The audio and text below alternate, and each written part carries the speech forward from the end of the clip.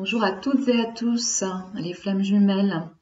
Donc aujourd'hui, je voulais revenir un petit peu sur le parcours et sur mes réflexions par rapport à la prise de conscience du lien chez la polarité yin et chez la polarité yang en miroir. Donc pour moi, le parcours se fait en miroir, donc en parallèle.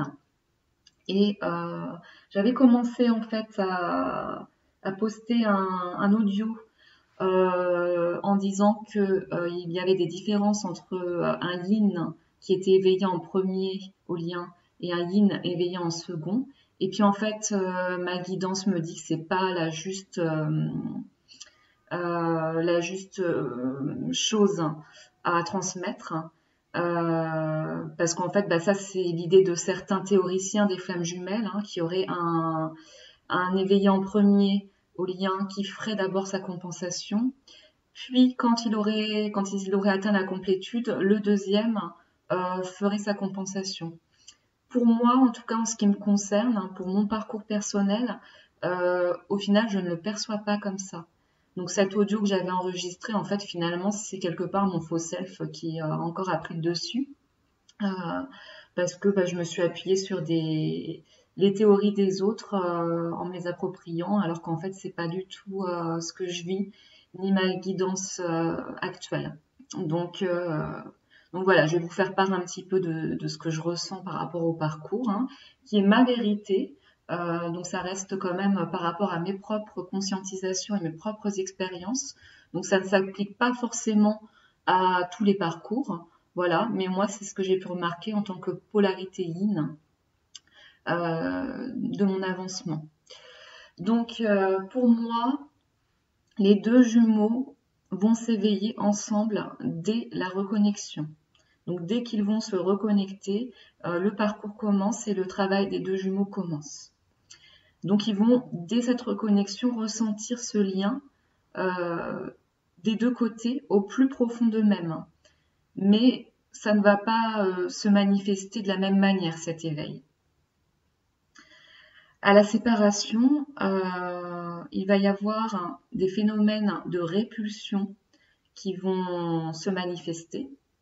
Et ces phénomènes de répulsion arrivent parce que des deux côtés, il va y avoir des vibrations de peur.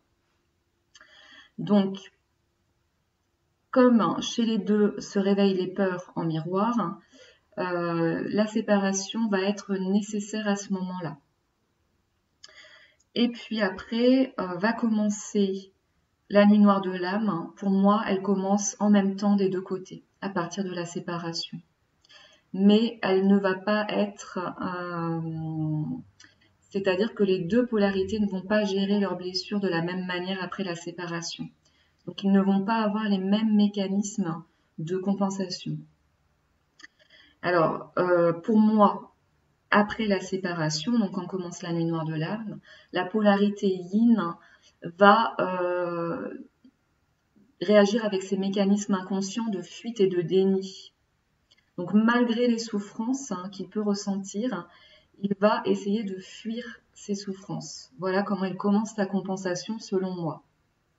Donc c'est-à-dire qu'il souffre énormément, il ressent cette séparation de façon dans tous ses corps en fait, dans le corps énergétique et puis tout ce qui est émotionnel et psychologique, il va tout ressentir, mais par contre il va essayer de fuir.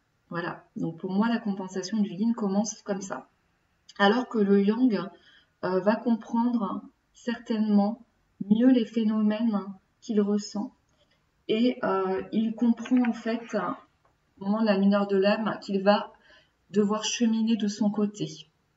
Voilà, je pense que moi, en tout cas pour mon cas personnel, le début à la séparation, ça ressemblait à ça. Un yang qui était plutôt conscient de ce qui se passait et qu'il allait devoir cheminer. Et donc un yin, moi, qui était donc très très en souffrance, mais qui ne comprenait pas ce qui lui arrivait.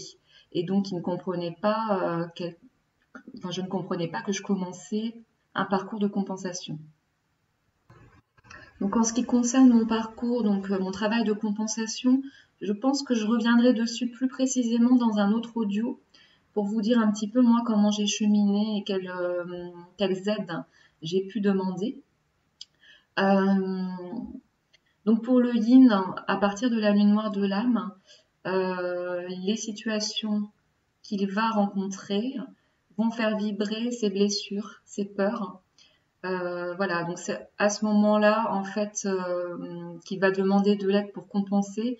Donc c'est pas forcément par rapport à son parcours de flamme jumelle qu'il va commencer sa compensation, mais plutôt pour éviter les souffrances. Voilà, pour ne plus souffrir. Il n'est pas forcément conscient de ce parcours, mais par contre, il est conscient des souffrances qu'il endure suite à la séparation, donc il va demander de l'aide dans ce sens-là. Alors que le yang, pour moi, même si j'ai pas vraiment de retour de cette polarité à part sur les vidéos que j'ai pu regarder, parce que je rappelle qu'avec mon jumeau, à partir de la séparation, la communication a été très compliquée avec beaucoup de silence. Donc, pour moi, le yang en miroir, lui, à la séparation, il va être plus conscient de ce qu'il vibre. Bon, c'est pas pour ça qu'il va pas souffrir autant, mais il est plus conscient de ce qui vibre en lui. Et donc, il va commencer un travail, peut-être d'abord seul, parce qu'il se connaît mieux, et puis peut-être se demander de l'aide plus tard.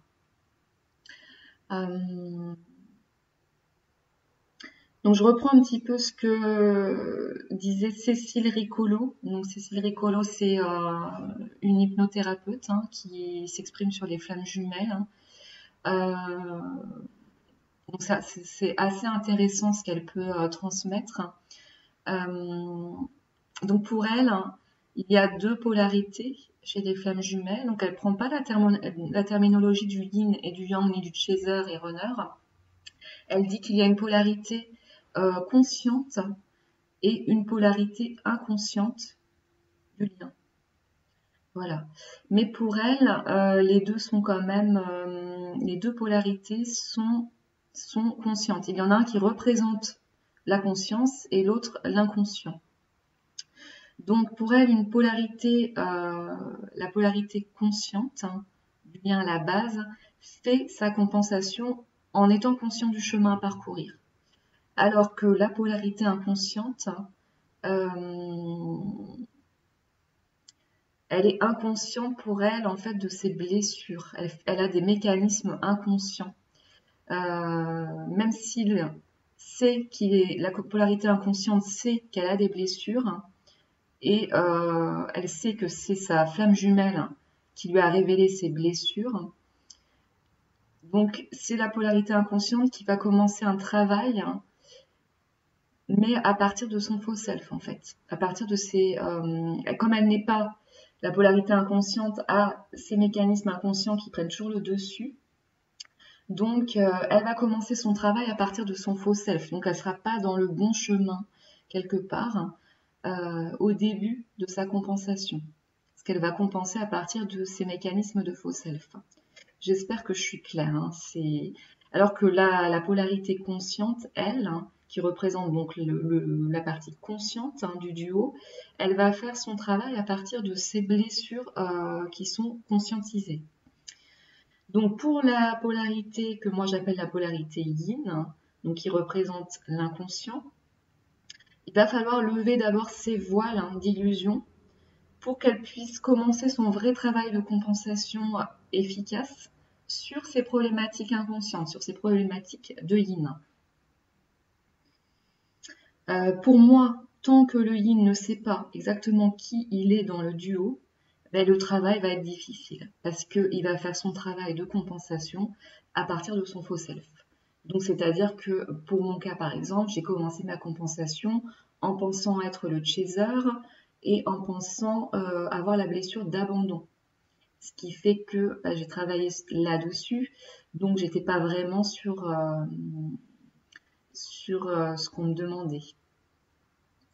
Donc, bon. Mais quand même, pour moi, les deux polarités, donc que ce soit ce qu'on appelle le runner ou le chaser, donc polarité yin et polarité yang, Dès le départ de la séparation, en fait, ils savent au fond d'eux qu'ils veulent retrouver leur autre. Ça va être l'objectif, en fait, hein, qu'ils soient conscients ou inconscients. Ils ressentent, et ça vibre en eux que l'objectif, ça va être de retrouver son autre et qu'ils souhaitent tous les deux la réunion. Mais le yin va avoir besoin, en fait, de traverser des situations qui vont l'éloigner de lui-même et de la réunion. Parce que c'est comme ça qu'il fait sa compensation. Hein. C'est pas la seule manière, mais c'est une des manières. Voilà. Le yang aussi va avoir des situations problématiques à gérer en fonction de ses blessures, mais je pense qu'il est plus conscient, il est plus en introspection en fait sur le bon chemin par rapport à ses blessures. Mais les deux, pour moi, souhaitent dès le départ de la séparation une réunion. Mais cette réunion ne peut pas avoir lieu dans la sérénité dès le début en fait. Hein. Il faut quand même avoir atteint un certain niveau de complétude pour que les deux puissent vibrer cette envie de séparation, de réunion, pardon. Même si pour le yang peut-être c'est plus précis dans son esprit. Voilà. Il y a plus cette envie après la séparation. Voilà. Donc, en fait, il va y avoir comme une jauge à complétude, hein, donc une jauge qui se remplit petit à petit plus la compensation avance. Et en fait, c'est une jauge, cette jauge à complétude, elle vibre hein, de manière énergétique chez les deux jumeaux. Et donc, elle est tout à fait ressentie de manière intuitive par les deux jumeaux. On sait à peu près, on sait exactement de manière intuitive où notre autre en est, puisqu'en fait, il suffit de se regarder soi. Hein. Le travail, il se fait en miroir.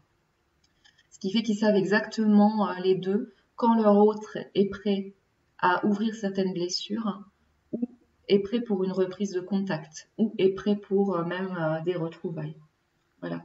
Tant que le travail n'est pas effectué, les blessures vont vibrer en miroir et donc ils resteront en séparation ou dans le silence. Donc il n'y aura pas de reprise de contact, ni de retrouvailles, ou même de réunion, tant qu'ils restent dans des vibrations de peur. Voilà, pour moi, en fait, pour mon cas personnel, moi j'avais, dès le départ de la séparation, en fait, très envie de retrouver mon jumeau.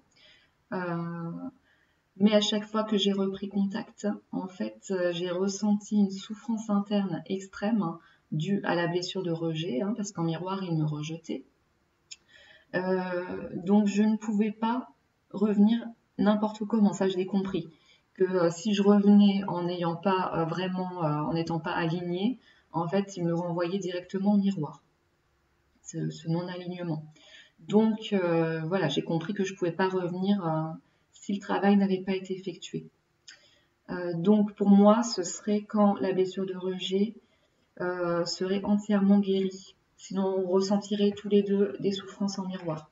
Je ne peux pas revenir tant que la blessure de rejet n'est pas guérie. Voilà, parce que tant que je vibre cette blessure, en fait, si je reprends contact, il va directement me la renvoyer en miroir. Elle va vibrer.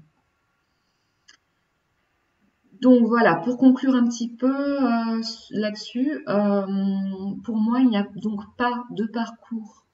Il n'y a pas dans mon parcours, pardon, un premier éveillé au lien. Hein, les deux s'éveillent en même temps. L'éveil s'est fait pour moi dès la reconnexion, en fait, hein, avec l'autre. On commence le travail. Hein, voilà. Et après, je pense que les deux polarités avancent après cette reconnexion en conscience grâce aux blessures révélées par notre autre, mais aussi ça avance de façon inconsciente. C'est-à-dire que l'autre, quand il va conscientiser des choses de son côté, en fait, nous, ça débloque quelque chose dans notre inconscient, même si nous, on n'a pas fait le travail. Donc les deux sont guidés en fait par l'univers, ou certains l'appellent la source. Moi, je dis plutôt l'univers. Voilà. Mais Dans la gestion de la compensation, les deux jumeaux vont percevoir intuitivement si l'autre est prêt ou pas. Ce qui va faire que s'il y en a un qui revient alors que ils ne sont pas prêts, ça va être tout de suite un rejet ou un abandon en face. Hein. Des mensonges, enfin voilà, c'est tant que les peurs vibrent. Sur ce thème-là, je vous invite quand même à aller voir les vidéos de Cécile Ricolo, hein, parce que je trouve qu'elle explique ça très très bien, que le travail se fait en même temps. Et en fait, beaucoup de flammes jumelles qui théorisent ce lien, donc qui sont thérapeutes, ont souvent repris sa terminologie des polarités conscientes et inconscientes, mais en la galvaudant. Hein, parce que pour elles, les deux jumeaux sont conscients du lien, mais il y en a un qui représente la polarité consciente, hein, donc moi celui que j'appelle le yang, et l'autre hein, qui a des systèmes de fonctionnement inconscients, celui que j'appelle le yin.